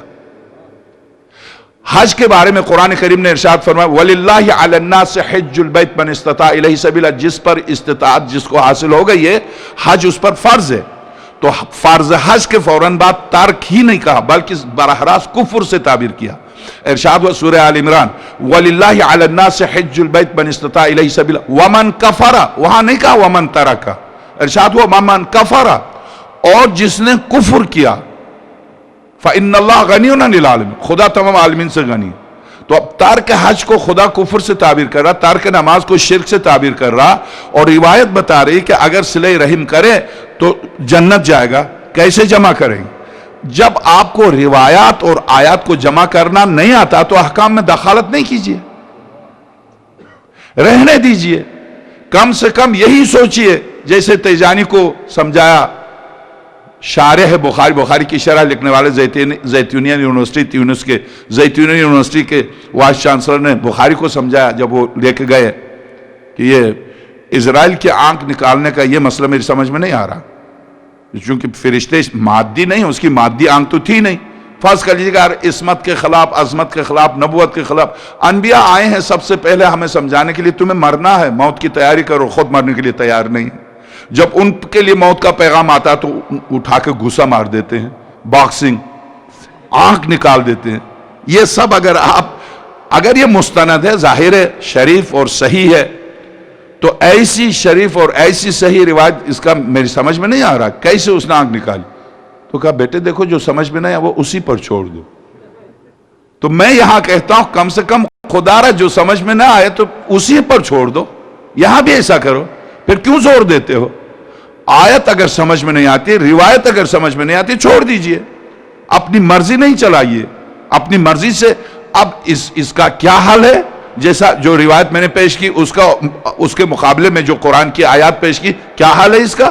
تو خیر اب آئیے، چونکہ کم سے کم اتنا تو آپ کو اندازہ ہے کہ جو مکتب جو روایت نقل کر رہا ٹھیک آیت کے مقابلے میں اگر قرآن کہہ دے پیغمبر معصوم ہے تو پورا زور لگائیں گے کہ پیغمبر غلطی کرتے تھے. اگر سرور کائنات کے بارے میں قرآن کہہ دے وہ بھولتے نہیں تھے، پورا زور لگائیں گے کہ پوری کی پوری صورتیں بھول جاتے تھے، یہاں تک کہ نابینا صحابہ نہیں بھولتے تھے اور پیغمبر بھول جاتے تھے. تو پورا زور لگائیں گے. یعنی آپ کا زور یہ ہے کہ یہ ثابت کریں کہ پیغمبر غلطی کرتے تھے، پیغمبر اشتباہ کرتے تھے، نعوذ باللہ پیغمبر ان پڑھ تھے، پیغمبر جاہل تھے. ٹھیک، اب یہاں سے اصل میں سلسلہ یہاں سے شروع ہوتا ہے. اگر پیغمبر پڑھے لکھے ہوں تو نائب پڑھا لکھا ہوگا، چونکہ جو پیغمبر کی جگہ بیٹھا ہے اس کو صحیح ثابت کرنے کے لیے آپ پوری کوشش کیجئے کہ پیغمبر کو جاہل ثابت کریں. بخدا یہ ہے، صرف یہی ہے اور کچھ نہیں. چونکہ لولا لما خلقت الافلاق، صاحب معراج زمین پر آ کر کسی تخت پر منبر پر بیٹھ جائیں تو پھر صاحب معراج کی جگہ پر کوئی صاحب معراج ہی بیٹھ جائے. وہ بیٹھ جائے زمین پر بھی جو عرش پر بھی اس کے ساتھ تھا، فرش پر بھی وہی بیٹھے ان کی جگہ پر جو عرش پر بھی ان کے ساتھ تھا. تو یہ بیچارے زمین پر ساتھ نہیں تھے، عرش پر کہاں؟ نہ بدر میں، نہ حنین میں، نہ یہ سیرت حلبیہ صاف طور سے کہتے کہ ہاں سورہ آل عمران کی آیات صحابہ کے بارے میں جو جنگ سے بھاگے تھے. یہ پیغمبر تمہیں پیچھے سے صدا دے رہے تم کہاں جا رہے ہو؟ کیوں پہاڑ کے اوپر بھاگے جا رہے؟ یہ قرآن کی آیت ہے، پہاڑ کے اوپر کیوں بھاگے جا رہے ہو؟ پیغمبر تمہیں پیچھے صدا. یعنی یہ سب کچھ آپ لکھ لیں تو لکھنے والا مجرم نہیں. صفحات میں جو حقائق دبے ہوئے ہیں ایک ایک صفحے کو کھول کے اگر میں بیان کروں تو میں مجرم ہوں. میں مجرم ہوں. کیوں؟ کیونکہ صفحات کے اندر رہنے دو. اگر رہنے دینا ہے تو پھر اب آئیے مولا کائنات کے سلسلے میں. یہ تو سیرت حلبیہ سے میں نے آپ کی خدمت میں عرض کیا کہ آپ نے ملاحظہ کیا پیغمبر کے بارے میں، امیر المومنین کے بارے میں صریح آیات کے مقابلے میں کھڑے ہیں. صریح آیات کے آپ دیکھ سورہ مبارکہ انزلنا یعنی غدیر ان کو اتنی تکلیف ہوئی ہے اس سے، حالانکہ روزہ رکھنے سے آپ کو کیا تکلیف ہے؟ اگر شیعہ عید غدیر کو روزہ رکھتے ہیں تو آپ کیوں اس قدر تڑپ رہے ہیں کہ یہ بدعت ہے، یہ حرام؟ دنیا بھر میں آپ کے مدرسے کے دروازے پر شراب بکتی ہے، کیا واجبات میں سے؟ آپ اسی کو کیوں نہیں روکتے؟ آپ ہاتھ دھو کے پیچھے پڑ گئے کہ 10 صرف رمضان المبارک کے ایک روزے کی فضیلت 10 مہینوں کے روزے کے برابر ہے، تو ذی الحج کے ایک روزے کی فضیلت کس طرح سے 60 مہینوں کے روزے کے برابر ہوئی؟ تو آپ نے دیکھا یہ شخص یا تو جاہل ہے یا لوگوں کو دھوکہ دے رہا ہے کہ لیلۃ القدر خیر من الف شہر، رمضان المبارک کے قدر کا ایک روزہ 1000 مہینوں کے روزے سے افضل ہے۔ صریح قرآن، سنی، شیعہ، دیوبندی، مالکی، حنفی، شافعی، حنبلی سب متفق ہیں قدر کی رات 1000 راتوں سے افضل ہے، قدر کا دن 1000 دنوں سے افضل ہے۔ آیت کے مقابلے میں آپ اجتہاد کر رہے ہیں۔ اب آئیے، اتنی سی تمہید کو سننے کے بعد میں معذرت کے ساتھ تمہید ہی میں وقت نکل گیا ہے، میں خطبہ تو لے کر آیا تھا، پورا غدیر کا پورا خطبہ ہے، اور بیچارے نے بڑی محنت کر کے 200 کتابوں سے محنت کر کے ایک ایک کتاب کے صفحے دیے ہیں، اور اس کے بعد اس خطبے کو پیش کیا ہے۔ میں خطبہ ظاہر ہے کہ شروع ہوتا ہے توحید ذات لم یزل سے، سرور کائنات کا غدیر خم میں یہ خطبہ جو شروع ہوتا ہے حمد و ثناء الہی اور توحید پروردگار سے۔ آپ ایک صلوات بھیجیے گا۔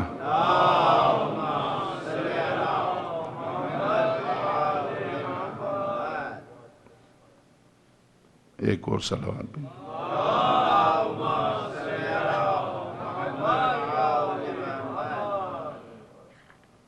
اس خطبے کے شروع میں جو روایات نقل کی ہیں وہ روایات میں آپ کی خدمت میں سن چکے ہیں، چونکہ میں نے وعدہ یہ کیا تھا کہ میں صرف خطبہ آپ کی خدمت میں پیش کروں گا۔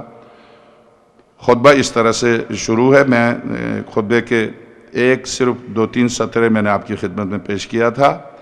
سرور کائنات نے جب منبر لگا غدیر کا، اور اس منبر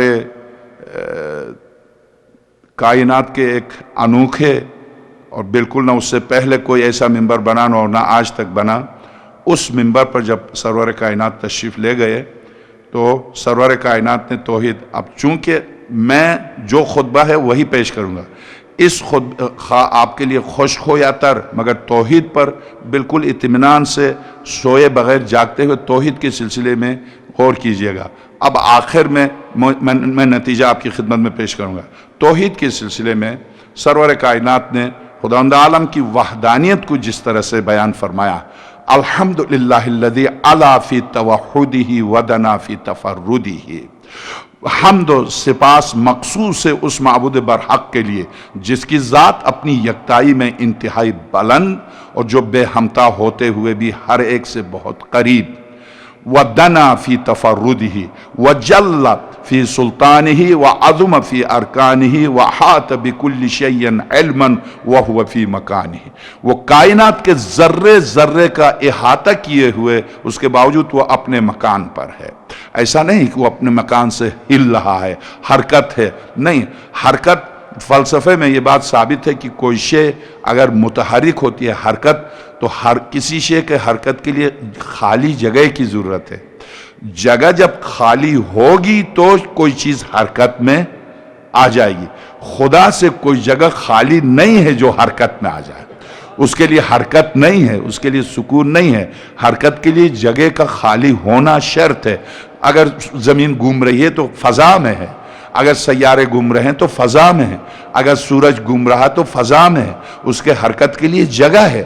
خدا کے وجود ذات لم یزل سے کوئی جگہ خالی نہیں ہے جو اس کے لیے حرکت کا تصور کیا جائے۔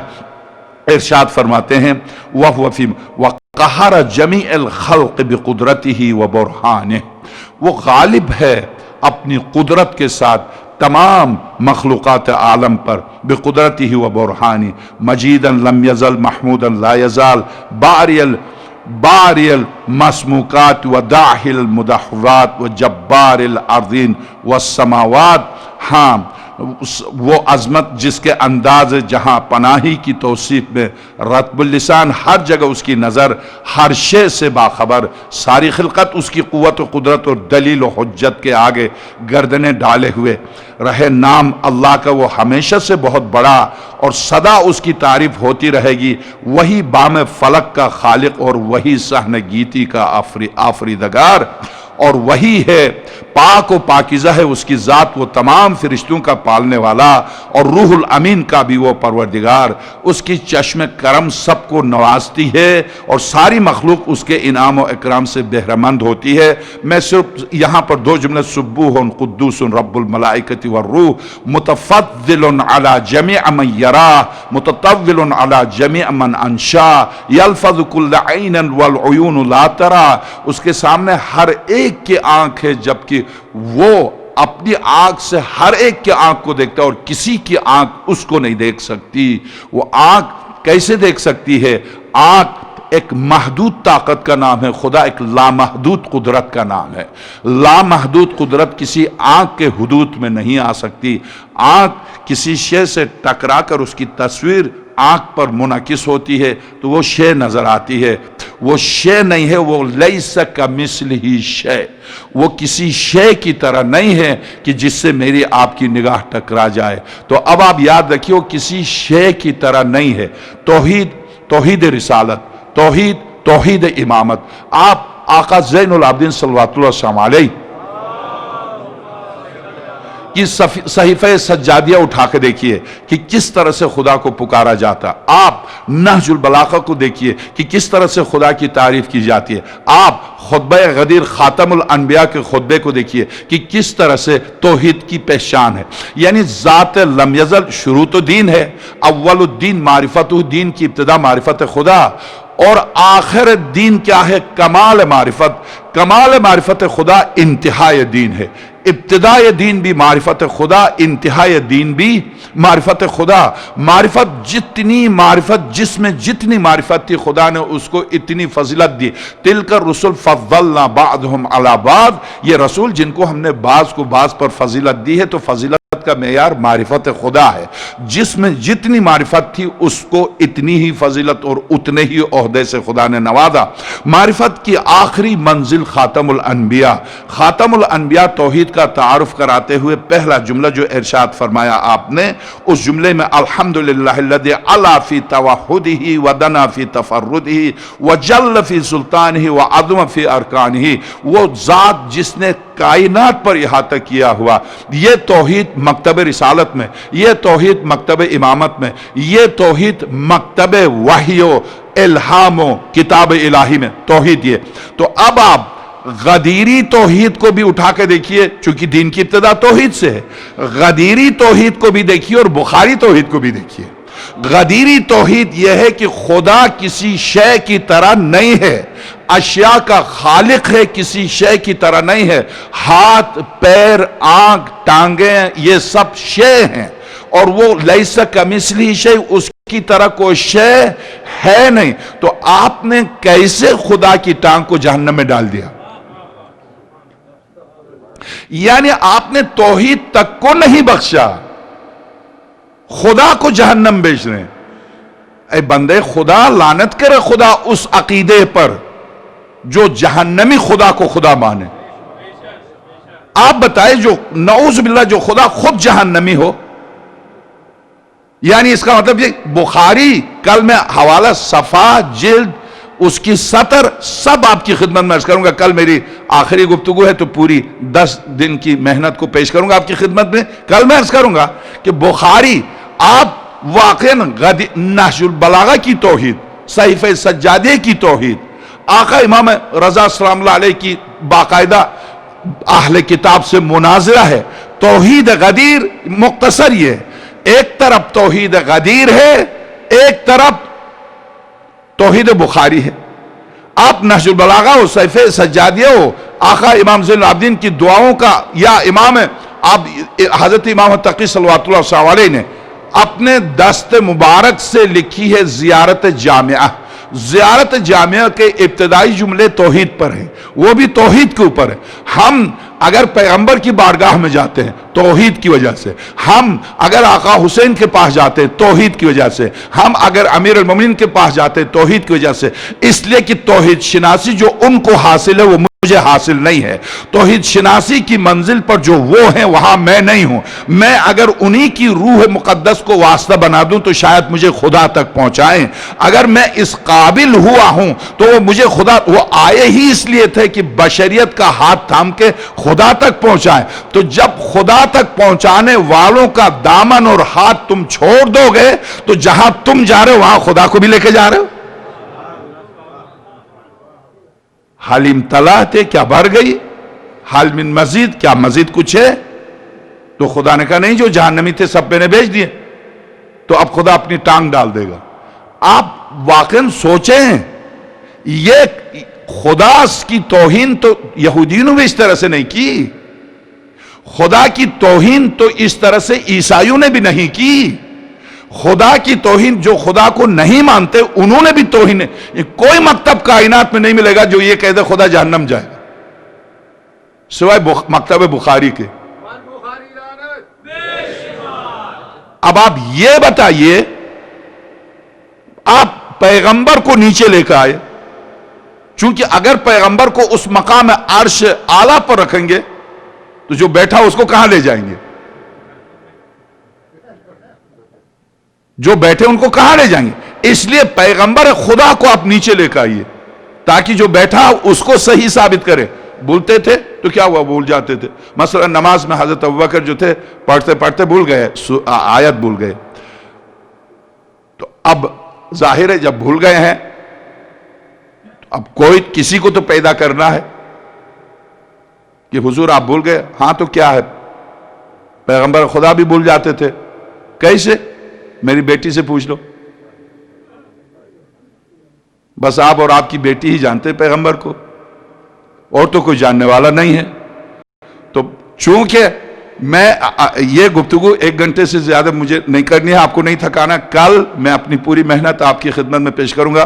غدیر کا خطبہ میں لے کے آیا تھا، میں سمجھ رہا تھا میری 3 مجلسیں، اس لیے میں نے غدیر کا حوالہ دیا تھا بار بار، اور جس نے خواہش کی تھی اس سے بھی وعدہ کیا تھا میری 2 مجلسیں، ایک آج کی اور ایک کل کی، اور اس کے بعد انشاءاللہ ڈاکٹر ہمارے ترابی صاحب تشریف لا رہے ہیں، تو مجھے نہیں پتا ان کا کیا موضوع ہے، وہ ظاہر ہے کہ جو مناسب سمجھیں گے اسی پر گفتگو کریں گے، مگر میری مجلس کل چونکہ آخری مجلس ہے، اس میں جو کچھ بھی 10 دن تک جو محنت تھی اس کا پھل میں کل آپ کی خدمت میں پیش کروں گا۔ اس کے لیے درخواست ہے، میں کل ہو سکتا ہے چونکہ کل جمعہ ہے، پرسوں ہفتہ ہے، اور اس اعتبار سے میں آپ کی اجازت سے میری آخری مجلس کے حوالے سے میں تھوڑے سے چند منٹ آپ سے زیادہ لوں گا۔ آج میں یہیں تک، میں نہیں چاہتا ہوں کہ آپ تھک جائیں اور کل بھی یہ سوچ کر نہ آئے کہ مولوی خامخواہ وقت زیادہ لیتا، تو کل سرور کائنات کا خطبہ کم سے کم دو صفحے اس کے میں پڑھ دوں، اور وہ 2 صفحے جو خاص کام کے صفحے ہیں جن پر 200 علماء متفق ہیں۔ اس خطبے کو نقل کرنے کے بعد حلبی لکھتا ہے یہ روایت متواتر نہیں۔ بندے خدا، متواتر کس روایت کو کہتے ہیں؟ یعنی جو 3 مستند صحابہ ہیں، مثلا فرض کر جی عبداللہ ابن عباس ہے، عبداللہ ابن مسعود ہیں، جابر ابن عبداللہ انصاری، اگر ان 3 یا اسی طرح سے 4 کو لیجئے، ابو سعید خدری، 4 صحابہ سے ان کی اولاد یا ان کے بعد والوں نے نقل کیا، 10 سے ان کے بعد 20 نے نقل کیا۔ اس روایت کو بخاری، مسلم، ابو داؤد، ترمذی، نسائی سب کہتے ہیں بہترین روایت، مستند ترین روایت۔ کیوں؟ 1 سے زیادہ صحابہ سے نقل ہے۔ غدیر کی روایت آپ 100 سے زیادہ صحابہ سے نقل کریں اور آخر میں کریں متواتر نہیں ہے، آپ کہہ رہے متواتر نہیں ہے۔ پھر ہم نے یہ اب اس پر سیرت حلبی میں ہن پر تنقید کی ہے، شیعہ عجیب بیوقوف ہے، شیعہ عجیب بیوقوف، یہ جملہ شیعہ عجیب بیوقوف ہے، خود ہی کہتے ہیں کہ ہم اس روایت پر عمل کرتے ہیں جو تواتر کی حد تک پہنچی ہو، اور یہ تواتر کی حد تک نہیں پہنچے غدیر کی روایت عمل بھی کرتے ہیں۔ عجیب بیوقوف ہے۔ بیوقوف تو ہے یا میں؟ ہم نے یہ کب کہا کہ معاویہ اور یزید اور ابو ہریرہ جیسوں سے تواتر سے؟ ہمارے ہاں تواتر سے مراد معصوم اور معصوم کے نقش قدم پر چلنے والے، تو ہمارے ہاں اس نقش قدم پر چلنے والے 1000 سے 10,000 نے نقل کیا ہے۔ ہمارے ہاں جو تواتر کی تعریف ہے وہ ابو ہریرہ اس میں نہیں آتا، اس میں نہیں آتا معاویہ، اس میں نہیں آتا عمراس، اس میں نہیں آتا عمر سات، اس میں نہیں آتا شمر۔ آپ 10 شمر سے ایک روایت نقل کر کے کہتے تواتر ہے۔ ہم 10 عبداللہ جابر ابن عبداللہ انصاری، عمار یاسر، میثمۃ عمار، مقداد ابن سلمان، ابو ذر، ہم 10 ابو ذر اور 20 ابو ذر سے نقل کرتے ہیں، تو بھی ہم دیکھتے ہیں کہ کیا قول معصوم ہے یا نہیں۔ قول معصوم اگر شامل ہے تو ہم سر تسلیم خم کرتے ہیں، نہ تمہاری طرح قرآن کے مقابلے میں، نہ تمہاری طرح پیغمبر کے مقابلے میں، نہیں، اجتہاد پیغمبر کے مقابلے میں، اجتہاد قرآن کے مقابلے میں۔ قرآن شدت سے، جب یہودیوں نے کہا ید اللہ مغلولہ، خدا کے ہاتھ بندھے ہوئے، جبکہ خدا کے ہاتھ ہی نہیں ہے تو بندھے ہوئے کیا مطلب؟ کیوں خدا کو غصہ آیا؟ خدا کہہ دیتا ہے کتنا جھوٹ بولتے، میرے تو ہاتھ نہیں ہے، میرے ہاتھ پیر نہیں ہے۔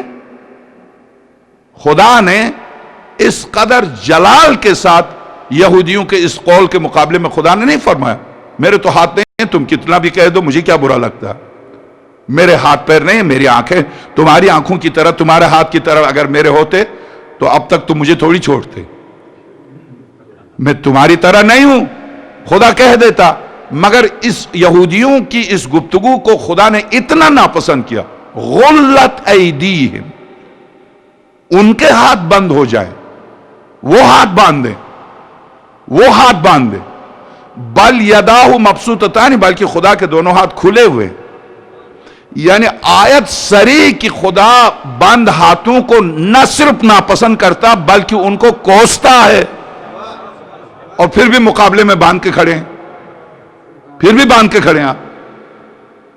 تو خدا کہتا غلت ایدیہم، ان کے ہاتھ بندے ہیں، تو ہم بھی کہتے ہیں وہی آیت کی تلاوت کرتے ہیں، تمہارے ہاتھ ہمیشہ ہی بندے رہیں، کھلے ہی نہ یہاں نہ قبر میں نہ آخرت میں۔ ایک فرقہ ہے جو مرنے کے بعد مردے کے وہ بائیں ہاتھ کو توڑ دیتے ہیں دفناتے وقت، ایک فرقہ ہے، آپ کو حیرت ہوگی، اس کی تھوڑی سی وضاحت انشاءاللہ کل سے چاہتا ہوں کہ آپ استحصال ہے اقبال صاحب، اس کے بغیر کام تھوڑی چلتا ہے۔ دکان میں ایک دکھانے کے لیے ایک چیز رکھتے ہیں جو کشش، تو میں عرض کروں جی ہاں، تو میں آپ کی خدمت میں عرض کروں کہ بس اب میں نے کہا کل تو انشاءاللہ، اور کل آپ آئیں گے تو میں کہہ دوں گا میں نے تو کہا تھا کل، تو کل کی کوئی حد بندی تو ہے نہیں، تو میں آپ کی خدمت میں عرض کروں کہ نہیں، کل ظاہر ہے کل سے مراد کل ہی ہے، وہ حیدرآبادی کل نہیں، جو قبلہ فرد موسی صاحب بھی بیٹھے جو 1000 سال کو بھی حیدرآباد میں کل ہی کہتے ہیں، یعنی اگر حیدرآباد والوں سے پوچھا آدم کب پیدا ہوئے، کل پیدا ہوئے تھے۔ اپنی اپنی زبان کی اپنی اصطلاح ہوتی ہے، تو بہرحال میری مراد کل سے وہ پاکستانی کل ہے، یعنی آج نہیں کل، حیدرآبادی کل نہیں۔ تو میں آپ کی خدمت میں عرض کروں کہ جی ہاں، قرآن کے مقابلے میں، رسول کے مقابلے میں، خدا کے مقابلے میں یہ پہلی بات یا دوسری بات یا ایک روایت یا 2 روایت نہیں ہے۔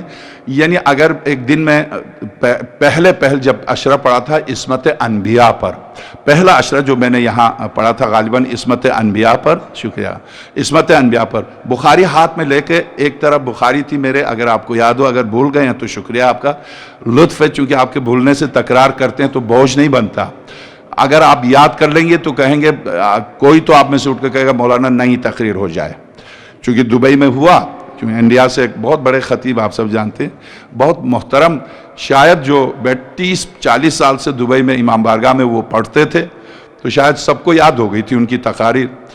جیسے ہی وہ بیٹھ گئے ممبر پر تو ایک جوان بالکل سامنے سے اٹھے، کہا قبلہ اگر جسارت نہ ہو تو آج نئی تقریر ہو جائے، تو وہ بھی خطیب تھے، انہوں نے کہا بیٹے دیکھو بالکل نئی تقریر ہو جائے، مگر تقریر کا مسئلہ نماز کی طرح ہے، مجلس یہ نماز کی طرح، جس دن نماز میں سورہ ہم کی جگہ دوسری سورہ لے کے آ جاؤ، دوسری تقریر میں کر دوں گا. تو میں آپ کی خدمت میں عرض کروں کہ جی ہاں، تو اب واقعاً دین کے ساتھ مولا کائنات کا یہ خطبہ کہ میرے قائم کے ظہور سے پہلے دین، اس سے ابا سے تشبیہ دی ہے حضرت نے خطبے میں، ابا کی طرح ہو جائے گا جس کو الٹ دیا گیا ہو اور اندر کا باہر کر کے پہن لیا ہو. صورتحال یہ ہے، بالکل صورتحال یہی ہے. تو اس صورتحال کے پیش نظر جو خطبہ غدیر ہے انتہائی لذیذ، ظاہر سرور کائنات وحی الہی سے دھلی ہوئی گفتگو ہے، کوثر و تسنیم سے دھلی ہوئی گفتگو ہے، اور اس میں چاشنی ہی الگ ہے. آپ واقعاً جس نے ترجمہ کیا، خدا انہیں اگرچہ کافی ضعیف ہو گئے ہیں، تقریباً 80-85 سال سے زیادہ عمر ہو گئی ہمارے ابن حسن نجفی صاحب قبلہ کو، خدا انہیں مزید 80 سال عمر دے.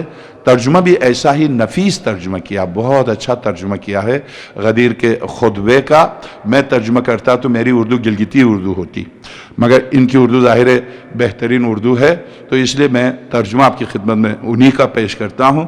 تو اب آپ واقعاً اسی سے اندازے لگائیے جس طرح سے غدیری توحید، غدیری رسول، غدیری امام، غدیری خدا، بالکل اس کے مقابلے میں آپ توحید و رسالت و تمام نماز و روزہ، آپ ایک ایک حکم کو دیکھیے. نماز ہے، ہاتھ باندھنے کو خدا صاف طور سے ناپسند کرتا ہے، کہہ رہا غلت ایدیہم، ان کے ہاتھ بند ہو جائیں. بل یداہ مبسوطتان، بلکہ خدا کے دونوں ہاتھ ایک بھی نہیں ہے. خدا یہاں کہہ رہا دونوں مبسوطتان، تسنیہ کا صیغہ، دونوں ہاتھ کھلے ہوئے ہیں. روزے کے سلسلے میں، وَأَتِمُّ الصِّيَامَ إِلَى اللَّيْلِ، صاف آیت ہے، روزہ تمام کرو رات پر، صاف آیت ہے. روایت ہوتی تو پھر یہی کہتے. دیکھیے متواتر نہیں ہے، شیعہ نقل کرتے، کم سے کم قرآن کو متواتر تو سمجھ لیجئے، قرآن کو تو مان جائیے. وَأَتِمُّ الصِّيَامَ إِلَى اللَّيْلِ، روزہ تمام کرو رات پر. خدا کے واسطے میرے عزیز، دن بھر روزہ رکھتے ہو، ٹھیک دن بھر بھوکے پیاسے، اور ابھی افطار کا وقت نہیں ہوا، افطار کر کے نہ روزہ نہ کھانا، بارگاہ الہی میں پہنچے، پتہ چلا بے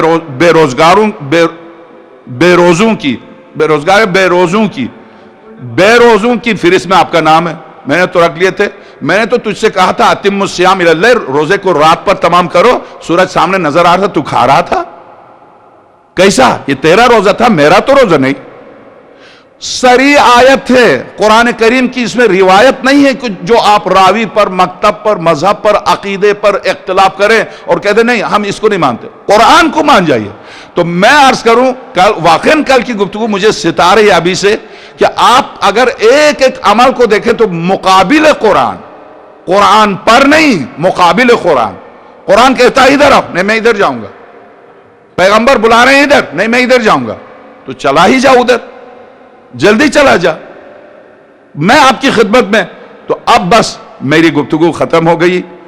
آئیے، اگر غدیر کو تحفظ فراہم کیا ہے تو کربلا نے، اگر توحید کو تحفظ فراہم کیا تو کربلا نے، اگر اس دین کو پناہ دی ہے تو خواجہ اجمیری نے غلط نہیں کہا.